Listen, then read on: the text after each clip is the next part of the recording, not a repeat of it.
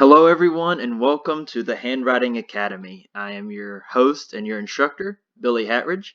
I am an occupational therapist and certified handwriting specialist through Learning Without Tears and their Handwriting Without Tears program. I have been working in the public schools of South Arkansas for 7 years now, and on a daily basis, I address handwriting remediation. Kids get referred to occupational therapy services because their penmanship is just so terrible that they can't read it. And so a big part of my daily practice is addressing handwriting. And what I have seen over the last several years is that the greatest deficit these kids have is poor handwriting instruction.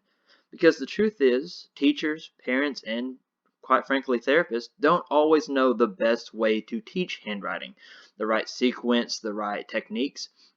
And so I'm really excited about finally launching the Handwriting Academy, this YouTube series, and helping to clear the air of best practices for teaching handwriting. So on to lesson 1. Handwriting 101. I wanted to start by just looking at this pyramid here. This is the handwriting pyramid. This is brought to you by the Child Success Center. But it really helps illustrate that handwriting is so much more than just the words on paper. The small triangle there at the top is just your legible handwriting. That's what most of us see when it comes to our kids. And then below that is all of the skills that are wrapped up in handwriting: letter formation, size, spacing, the speed, the endurance, how long they're able to write before their hands start getting tired.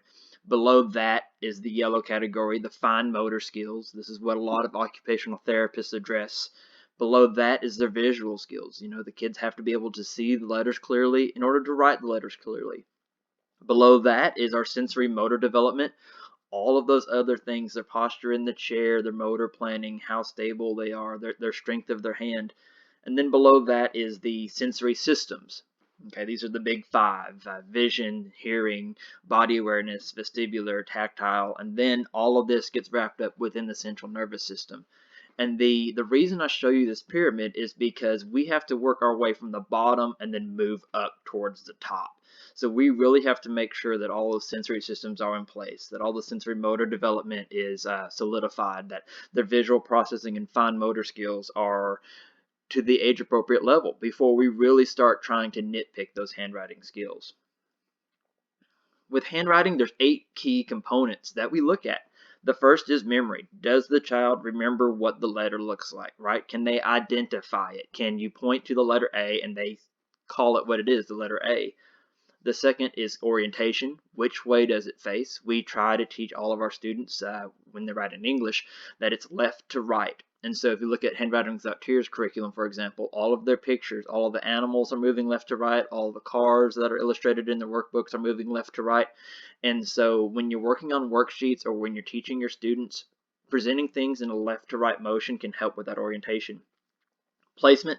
How are they placing their letters on the line, on the paper? Are they floating away? Do we have sentences that look like they're a jet plane taking off into the air? The fourth category is size. As the child gets older, they should be able to write smaller and smaller. The fifth component is starting. Where do they start their letter? Do they start at the bottom and then work their way up? Do they start at the top and then work their way down? The sixth component is sequence. When they write their letter, are they writing it in the right order? Are they making the strokes in the right order? The seventh component is control. Are the curved lines curved? Are the straight lines straight? Do they have an issue with keeping their pencil stable while they write? And then the eighth component that we look at with handwriting is spacing. And that's just looking at how close their letters are to each other, how close their words are to each other as they start writing sentences, how close the lines are to each other as they start writing paragraphs, all of that space in between each letter.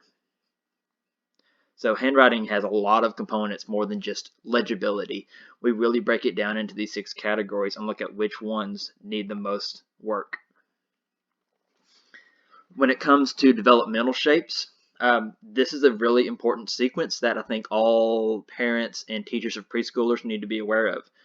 Around 2 years of age, the child should be scribbling up and down and side to side. When they approach 3 years of age, they need to be making more shapes. That's perpendicular lines, that's circles, that's objects and shapes that look like they have a little more There's no other way to say it but shape, right? And so they're starting to make pictures when they draw. They're starting to make objects that they're identifiable as a person or a house.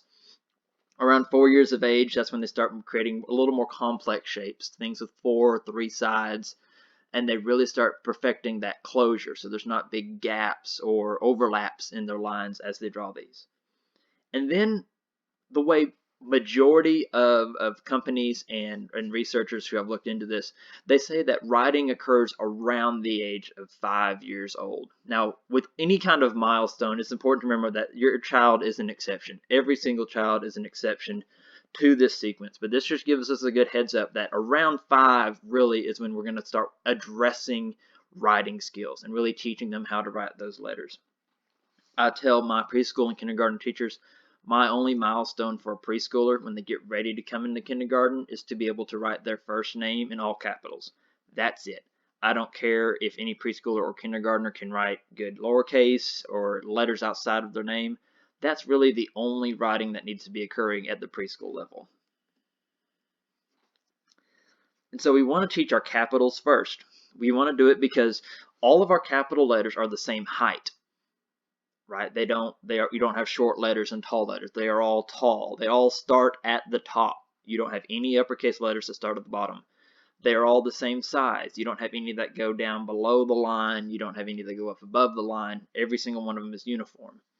They are all easy to recognize. One of the common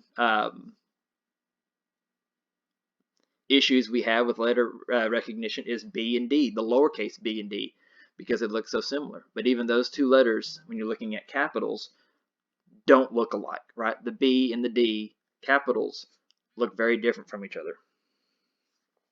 And then all of them, again, are big, bold, and familiar. So it's really important that we really emphasize these capital letters and make sure a student completely understands these before you ever move into numbers or lowercase letters.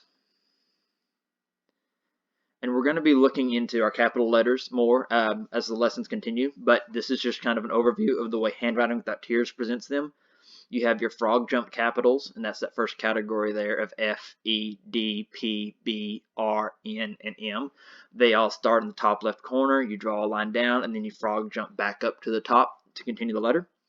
You have your starter corner, so these start in the same place as the frog jump capitals, but they have a different sequence after that. And then our final category for capitals are our center starters. So these start in the center, or they start outside of that top left corner. When you're teaching handwriting, always use that simple language and instruction. Big line, little line. This is a handout from Handwriting Without Tears. It's available on their website, but just making it nice and clean and neat language for students really helps to solidify their learning, because you have a lot of students who are very auditory learners and they need to have this language in order to fully comprehend what is being taught to them. And then our lowercase order, and we're going to be approaching these in later lessons, but this is just your capital partners, letters that look like the capital version, your magic C, your transition, your diver, and your final groups. And I know I just kind of skimmed over that, but we will go into that in more detail.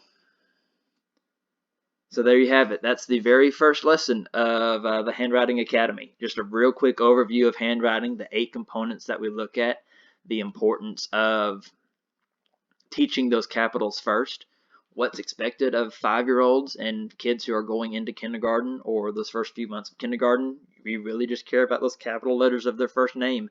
Don't put too much stress on this, right? The kids will learn as they go. You just have to know the right order and the right sequence and the right kind of instruction that your kids need. And all of that will be explained more in future lessons. Again, thank you so much for tuning in to this first lesson of the Handwriting Academy, and I will see you next time.